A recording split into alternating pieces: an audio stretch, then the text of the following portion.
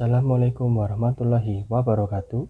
Shalom, Om Swastiastu, Namo Buddhaya, salam kebajikan. Terima kasih atas kesempatannya. Selamat pagi, salam sehat untuk kita semua. Pada kesempatan kali ini, saya akan menjelaskan tentang anggaran variabel. Apa itu anggaran variabel? Anggaran variabel merupakan anggaran yang merencanakan perubahan tingkat biaya pada berbagai tingkat aktivitas pada periode yang akan datang. Dalam anggaran variabel akan ditunjukkan seberapa besar perubahan biaya yang akan terjadi akibat perubahan tingkat aktivitas. Nah, dengan disusunnya anggaran variabel, maka manajemen perusahaan akan dapat lebih mengetahui berapa besarnya perubahan pendapatan dan perubahan biaya yang akan terjadi seandainya perubahan kapasitas yang dipergunakan di dalam perusahaan itu sendiri. Selain itu, anggaran biaya variabel bisa dikatakan juga sebagai anggaran yang merencanakan secara lebih terperinci tentang tingkat perubahan biaya.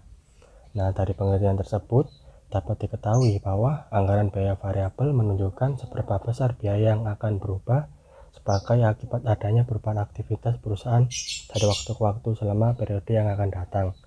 Nah, lalu apa sih tujuan dari anggaran variabel itu? Yang pertama, manajemen perusahaan akan memperoleh gambaran yang lebih luas apabila terdapat perubahan tingkat kegiatan yang dilaksanakan dalam perusahaan. Yang kedua, untuk penyusunan anggaran perusahaan.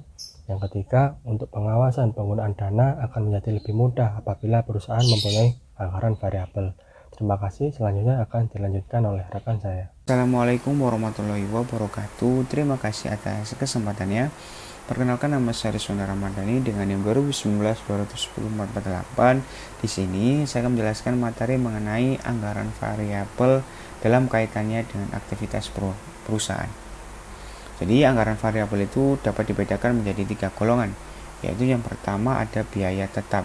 Jadi di dalam biaya tetap ini merupakan biaya yang tidak berubah karena perubahan output atau aktivitas yang produktif, sehingga jumlahnya tetap konstan selama jangka periode pendek dalam suatu relevan range aktivitas.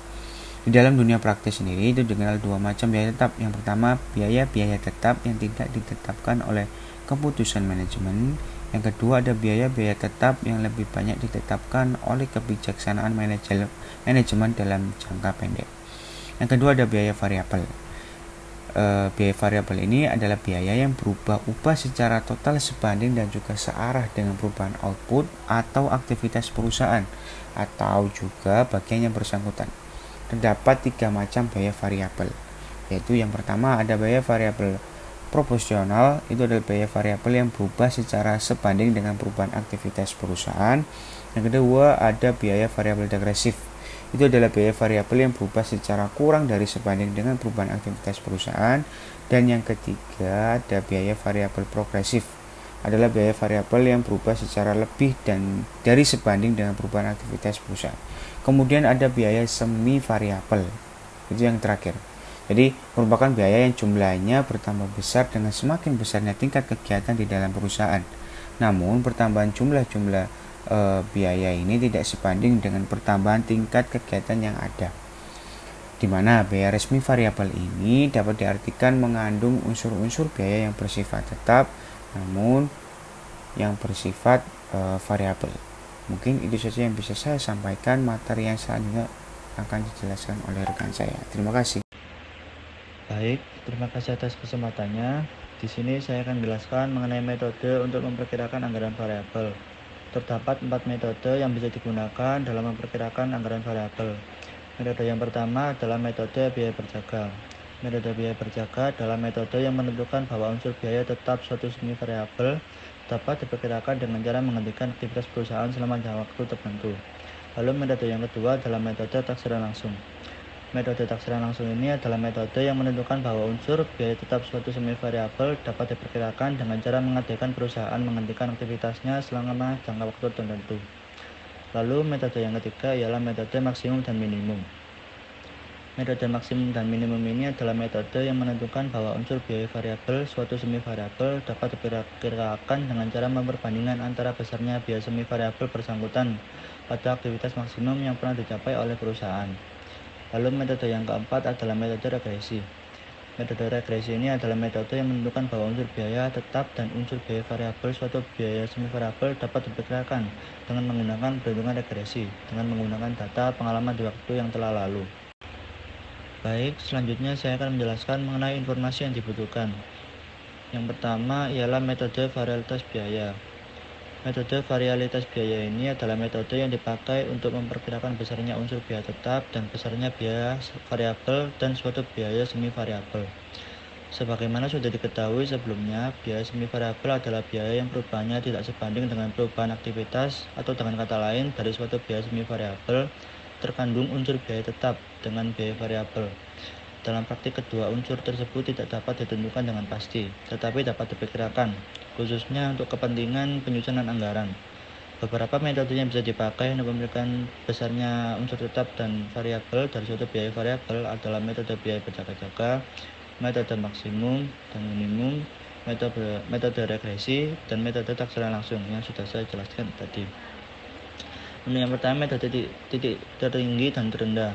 Dalam metode titik tertinggi terendah atau metode maksimum minimum, untuk memperkirakan unsur biaya tetap dan unsur biaya variabel dilakukan dengan cara membandingkan biaya pada aktivitas tertinggi atau maksimum dengan aktivitas terendah atau minimum. Pemisahan biaya ke dalam unsur tetap dan variabel dilakukan dengan langkah-langkah berikut. Yang pertama, menghitung besarnya biaya pada aktivitas tertinggi. Yang kedua, menghitung besarnya biaya pada aktivitas terendah. Yang ketiga, menentukan besarnya biaya variabel persatuan. Lalu yang keempat, menentukan besarnya biaya tetap per periode. Selanjutnya akan dijelaskan oleh rekan saya. Terima kasih atas kesempatannya. Di sini saya akan melanjutkan presentasi dari rekan saya, yaitu metode korelasi. Metode ini menggunakan salah satu alat analisa statistik sebagai kebalikan dari metode titik tertinggi dan titik terendah. Pada metode korelasi ini lebih menitik beratkan pada data historis. Metode ini dipakai dengan melihat hubungan antara biaya dan tingkat kegiatan di masa lampau.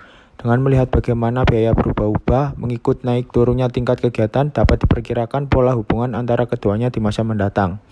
Masalah akan timbul apabila terjadi perubahan-perubahan metode produksi, kebijaksanaan manajemen, dan lain-lain.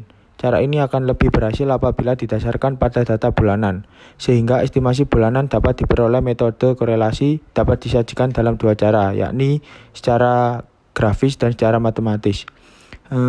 Untuk secara grafis, pada grafis ini ditunjukkan secara visual bagaimana gabungan antara tingkat biaya dengan tingkat kegiatan. Selain itu, dicoba pula untuk ditampakkan pada gambar unsur-unsur biaya tetap dan biaya variabel. Yang kedua yaitu cara matematis. Cara matematis ini dapat digunakan dengan penerapan metode momen yang sudah dijelaskan pada bab sebelumnya, di mana metode momen ini digunakan untuk penerapan garis tren untuk keperluan peramalan biaya.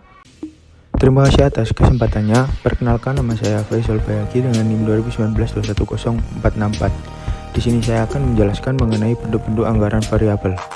Secara umum dapat dikatakan bahwa tujuan utama penyusunan anggaran variabel adalah untuk pengawasan biaya-biaya pada bagian tertentu di dalam suatu perusahaan. Untuk keperluan tersebut, anggaran variabel dapat ditampilkan dalam berbagai bentuk sesuai dengan yang dikehendaki. Adapun bentuk-bentuk dari anggaran variabel adalah yang pertama yaitu bentuk formula. Budget variabel yang disusun dalam bentuk ini memberikan gambaran yang jelas tentang unsur tetap dan unsur variabel yang dikandung oleh setiap pos biaya. Yang kedua yaitu bentuk tabel. Pada anggaran variabel yang ditampilkan dalam bentuk ini dapat dilihat berapa besarnya biaya pada masing-masing pos pada berbagai tingkat output. Dan yang terakhir, yang ketiga yaitu bentuk grafik. Anggaran variabel yang ditampilkan dalam bentuk ini dipakai sebagai pelengkap kedua bentuk sebelumnya, yaitu bentuk formula dan bentuk tabel.